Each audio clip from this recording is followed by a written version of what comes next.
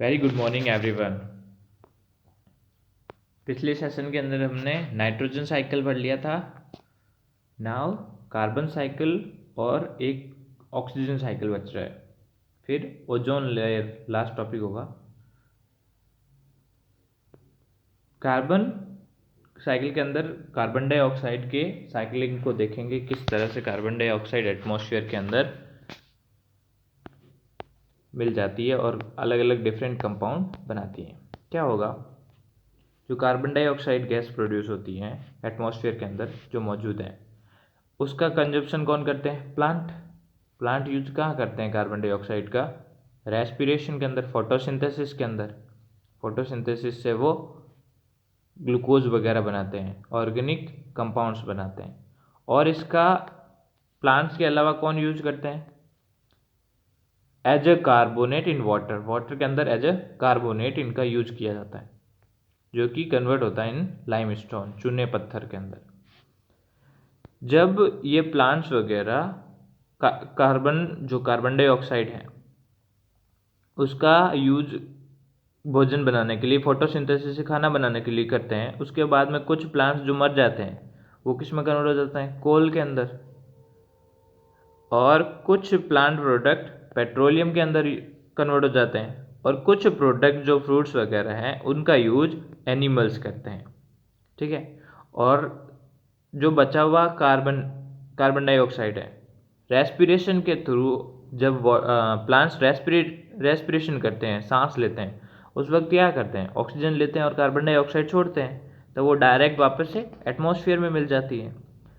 जो carbon dioxide से glucose से बने प्रोडक्ट वगैरह ऑर्गेनिक कंपाउंड्स यूज करते हैं, एनिमल्स वगैरह यूज करते हैं, उनसे क्या होगा? उनसे भी पेट्रोलियम बनता है, क्योंकि जब एनिमल्स वगैरह मर जाते हैं, नीचे दब जाते हैं, तो वो कन्वर्ट हो जाते हैं पेट्रोलियम में। और कुछ पार्ट इनऑर्गेनिक कार्बोनेट्स बन जाते हैं, सेल्स वगैरह। और बाकी रेस्पिरेशन और डीकम्पोजिशन के थ्रू जब एनिमल्स वगैरह मरते हैं तो वो कार्बन डाइऑक्साइड फिर से एटमॉस्फेयर के अंदर CO2 इन एटमॉस्फेयर कन्वर्ट हो जाती है। ओके, ये था कार्बन डाइऑक्साइड का सर्किल। अब कार्बन किस किस फॉर्म में रहता है उसके बारे में देखो। Carbon is found in various forms on the earth. It occurs in elemental form as diamond and graphite. देखो, डायमंड एंड ग्रेफाइट ये प्योर फॉर्म है कार्बन के एलोट्रॉप भी बोला जाता है इनको। ये एलिमेंटल फॉर्म के अंदर है। अगर कंबाइंड फॉर्म की बात करें, in the combined state it is found as a carbon dioxide in the atmosphere के अंदर कंबाइंड फॉर्म है as the carbon dioxide it is available as carbonate and hydrogen carbonate solve in various minerals. अलग अलग minerals के अंदर carbonate और hydrogen carbonate के form में। while all life forms are based on carbon containing molecules like protein, carbohydrate, fats, nucleic acid and vitamins. लेकिन जितने भी अलग एनिमल्स और लाइफ्स हैं वो प्लांट प्रोडक्ट के ऊपर या इसके कार्बन के प्रोडक्ट के ऊपर, जैसे कि प्रोटीन, विटामिन्स, मिनरल्स, ये सभी कार्बन से ही बनते हैं, तो उनके ऊपर डिपेंडेंट है, क्योंकि उन्हीं से एनर्जी मिलती है। अलग उनके बॉडी का स्ट्रक्चर बनने के लिए इन सभी चीज़ों की ज़रूरत होती है, क्योंकि सेल के अंदर न्यूक्लिक एसिड, DNA और RNA इसी से बने हुए हैं। विटामिन्स के और अलग फंक्शन है। The endoskeletons and exoskeletons of various animals are also found from carbonate salts। जो बोन्स वगैरह हैं, बाहर का हिस्सा और अंदर का, ये भी कार्बोनेट सॉल्ट से बना हुआ है। Carbon is incorporate into life forms through the basic process of photosynthesis which is performed in the presence of sunlight by all life forms that contain chlorophyll। जिसके अंदर जिन लाइफ फॉर्म्स के अंदर chlorophyll मौजूद है, वो सनलाइट की presence में carbon dioxide का यूज करके फोटोसिंथेसिस के थ्रू उसका यूज करते हैं और कार्बन का कंपाउंड बनाते हैं, ग्लूकोज वगैरह। This process convert carbon dioxide from the atmosphere और dissolve in water into glucose molecule. तो इस तरह से फोटोसिंथेसिस के प्रोसेस से एटमॉस्फेयर के अंदर जो मौजूद कार्बन डाइऑक्साइड है वो ग्लूकोज मॉलिक्यूल में कन्वर्ट हो जाती हैं। These glucose molecules are either converted into other substances or used to provide energy for the synthesis of other biological important molecules। तो इस ग्लूकोज का यूज या तो दूसरे सब्सटेंस में कन्वर्ट होके एनर्जी प्रोवाइड करवाता है या फिर कई तरह के दूसरे इंपॉर्टेंट मॉलिक्यूल्स बनाने में मदद करते हैं, जैसे स्टार्च वगैरह। The utilization of glucose to provide energy to living things involve the process of respiration, in which oxygen may or may not be used to convert glucose back into carbon dioxide। तो glucose का utilisation अलग अलग जीव जंतुओं के अंदर respiration के through होता है। रेस्पिरेशन में वो ऑक्सीजन का यूज कर भी सकते हैं और ऑक्सीजन के बिना भी ग्लूकोज डिफरेंट टाइप के मॉलिक्यूल में कन्वर्ट होके एनर्जी प्रोवाइड करवाता है। This carbon dioxide then goes back into the atmosphere, और इसके बाद में जो कार्बन डाइऑक्साइड बनेगी वो वापस से एटमॉस्फेयर के अंदर चली जाएगी। Another process that adds to the carbon dioxide in the atmosphere is the process of combustion, where fuels are burned to provide energy for various needs like heating, cooking, transportation and industrial process। तो दूसरा carbon dioxide के बनने का main कारण क्या है? Combustion. कई अलग अलग जगहों पर अलग अलग फ्यूल्स को जलाना पड़ता है, लकड़ियों को जलाना पड़ता है हीटिंग वगैरह करने के लिए, मोटर बाइक वगैरह जलाने के लिए फ्यूल्स को, ट्रांसपोर्टेशन के लिए ज़रूरी है फ्यूल्स वगैरह जलाना। तो उनका जब कंबशन होता है तो कार्बन डाइऑक्साइड गैस बनती है। In the percentage of carbon dioxide in atmosphere is said to have doubled since the industrial revolution, when human beings started burning fossil fuels on a very large scale। तो यहाँ पे अर्थ के ऊपर जब industrial evolution हुआ है, बहुत सारे इंडस्ट्रीज वगैरह लगना शुरू हुई है, उसके बाद से कार्बन डाइऑक्साइड का जो लेवल है नॉर्मल लेवल से डबल हो चुका है, और उसके अंदर ज़्यादा जो फॉसिल फ्यूल्स यूज किए जा रहे हैं, तो फॉसिल फ्यूल्स के ज़्यादा यूज से तो कार्बन डाइऑक्साइड और ज़्यादा बढ़ जाएगी। Carbon like water is thus cycled repeatedly through different form by the various physical and biological activities। जैसे कार्बन साइकिल करता है उसी तरह से वाटर भी साइकिल करता है अलग अलग डिफरेंट फॉर्म के अंदर, और फिर वापस से वाटर में कन्वर्ट हो जाता है। कार्बन डाइऑक्साइड की लेवल ज़्यादा बढ़ने से जो इफेक्ट होगा वो क्या होगा? Green house effect. Green house effect क्या होगा? बचपन में भी सुन रखा होगा। ग्रीन हाउस इफेक्ट वो है जब कार्बन डाइऑक्साइड का लेवल बढ़ जाता है तो कार्बन डाइऑक्साइड क्या करेगा? सन की हीट को एटमॉस्फेयर, अर्थ के एटमॉस्फेयर में ही ट्रैप कर लेगी। तो जबकि सन की हीट को जब एटमॉस्फेयर में ट्रैप कर लेगी तो हीट जो टेम्परेचर है वो बढ़ेगा। जब टेम्परेचर बढ़ेगा तो नॉर्मल टेम्परेचर से ज़्यादा बढ़ने पर वहाँ पर रहने वाले जीव जंतुओं के लिए रहना खतरनाक हो जाएगा।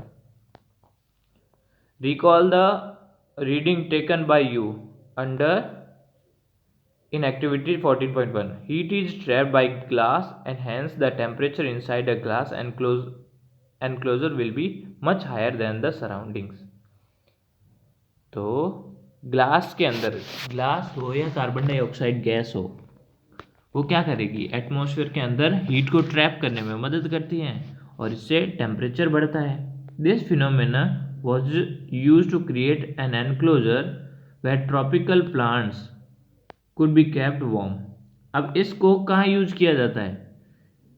ऐसे इलाकों के अंदर जहाँ पर ज़्यादा ठंड पड़ती है, वहाँ पर टेम्परेचर बढ़ाने के लिए इस ग्रीन हाउस इफेक्ट को यूज किया जाता है। During the winters in colder climate such enclosure are called green house.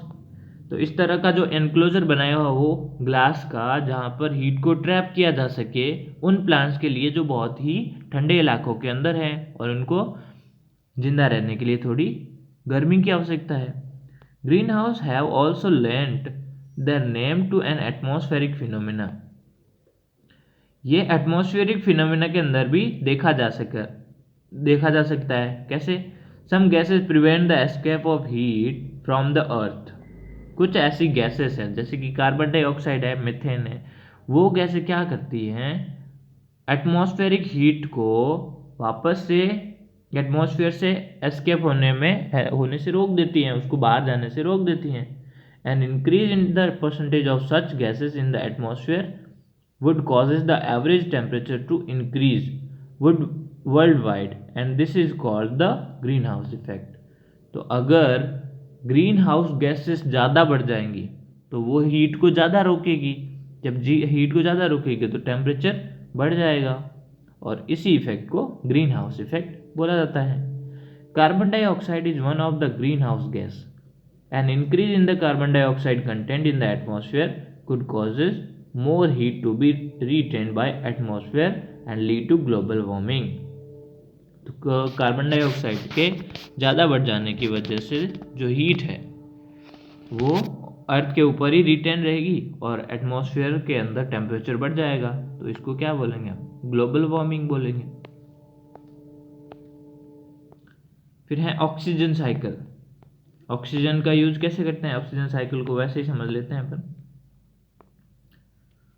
Atmospheric oxygen, उसका यूज एनिमल्स वगैरह का रेस्पिरेशन में करते हैं और रेस्पिरेशन के बाद में ये वाटर के अंदर कन्वर्ट हो जाता है और ये वाटर फोटोसिंथेसिस में यूज होता है और फोटोसिंथेसिस से वापस एटमॉस्फेरिक ऑक्सीजन में कन्वर्ट हो जाता है।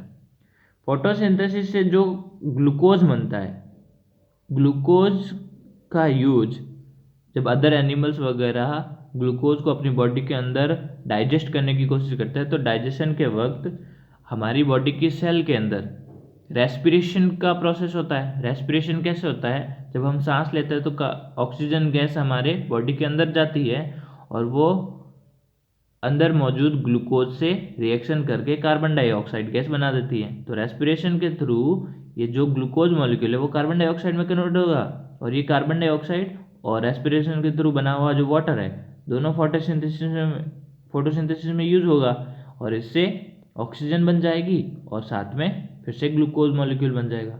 इस तरह से ये साइकिल चलता रहता है। ओके, फिर आते हैं ओजोन लेयर। ओजोन लेयर हमारी अर्थ के ऊपर एक लेयर है बनी हुई है ऑक्सीजन के मॉलिक्यूल की और जिसमें ऑक्सीजन के कितने 3 एटम्स हैं, इसको ओजोन बोला जाता है। Elemental oxygen is normally found in the form of diatomic molecule. Normally जो हम लोग सांस लेते हैं वो ऑक्सीजन मॉलिक्यूल होता है O2 फॉर्म के अंदर। However in the upper reaches of the atmosphere a molecule containing 3 atoms of oxygen is found. जब अपन एटमॉस्फेयर में ऊपर की तरफ जाते हैं तो वहाँ पर ऑक्सीजन के ऐसे मॉलिक्यूल मिलते हैं जिसके अंदर ऑक्सीजन के 3 एटम्स मौजूद हैं। This would mean a formula of O3 and this is called ozone. तो इसका फॉर्मूला हो जाएगा O3 जो कि क्या दिखाता है कि ऑक्सीजन के 3 एटम्स हैं और इसका नाम ओजोन दिया गया है। Unlike the normal diatomic molecule of oxygen, ozone is poisonous and we are lucky that it is not stable near to the earth's surface। ये एक्चुअल में पॉइजनस गैस है। O2 तो हम रेस्पिरेशन के लिए यूज करते हैं, ये तो जरूरी है, लेकिन O3 पॉइजनस गैस है और हम लोग लकी इसलिए हैं क्योंकि ये अर्थ के सरफेस के आसपास में नहीं टिकता, ऊपर के सरफेस में ही मिलता है। But it performs an essential function where it is found. लेकिन हमारे लिए बहुत ही फायदेमंद है ये, जहाँ पर ये रहता है वहाँ पर एक ऐसी लेयर बना के रखता है। It absorb harmful radiation from the sun. सूर्य से आने वाली जो रेडिएशंस हैं, सूर्य के अंदर तो gamma rays, X rays, ultraviolet rays, वो सारी रेज हैं, तो अल्ट्रावायलेट रेज को ये एब्जॉर्ब कर लेता है जिससे हमारी स्किन के ऊपर कोई प्रॉब्लम नहीं होती। This prevent those harmful radiations from reaching the surface of the earth where they may damage many forms of life। तो इस वो ऐसी सन की ऐसी रेडिएशन को ऑब्जर्व कर लेता है जो बहुत सारी लाइफ को, अर्थ के ऊपर कई तरह के अलग अलग लिविंग ऑर्गेनिज्म हैं, उनको इफेक्ट कर सकती हैं। ऐसी रेडिएशन को ओजोन एब्जॉर्ब कर लेता है। Recently it was discovered that this ozone layer was getting depleted. अभी कई सालों पहले ऐसे पता चला है कि जो ओजोन लेयर है वो डिप्लीट, मतलब वहाँ पर कुछ कुछ इलाकों के अंदर ओजोन लेयर हट रही है। Various man made compounds like CFC, chlorofluorocarbon, जो कि कार्बन कंपाउंड है, having both fluorine and chlorine which are very stable and not degraded by any biological process were found on persist in the atmosphere। तो जो carbon के compound हैं ये आसानी से डिग्रेड भी नहीं होते, वो एटमॉस्फेयर के अंदर मौजूद है। Once they reach the ozone layer, जब वो ओजोन लेयर तक पहुंच जाते हैं, they would react with the ozone molecules, तो वो ओजोन मॉलिक्यूल से रिएक्शन करते हैं। This resulted in reduction of the ozone layer and recently they have discovered a hole in the ozone layer above the Antarctica. तो chlorofluorocarbon जैसे कुछ ऐसी gases हैं एटमॉस्फेयर में जाके ओजोन लेयर के साथ में, ओजोन के साथ में रिएक्ट करेंगे और ओजोन के को हटा देंगे वहाँ से। तो इससे क्या होगा, जहाँ पर ओजोन थी वहाँ पर होल बन जाएगा। तो अभी ये डिस्कवर किया गया है, अंटार्कटिका के ऊपर बहुत बड़ा होल पता चला है कि वहाँ पर ओजोन लेयर पूरी तरह से हट चुकी है। It is difficult to imagine the consequences for life on earth if the ozone layer dwindles further। तो अगर ओजोन लेयर को और ज़्यादा नुकसान पहुंचाया गया तो ये हमारे अर्थ के लिए अच्छा नहीं होगा। But many people think that it would be better not to take chance. These people advocate working towards stopping all further damage to ozone layer। देखो 1980 के अंदर ये जो हॉल था वो छोटा था, अक्टूबर 1985 के अंदर काफ़ी बड़ा हो गया और 1990 में और भी ज़्यादा बड़ा। ये सैटेलाइट पिक्चर है शोइंग द होल, जो कि कैसे मैजेंटा कलर का है इन the ozone layer over Antarctica. Chapter खत्म हो गया यहाँ पे। Thank you.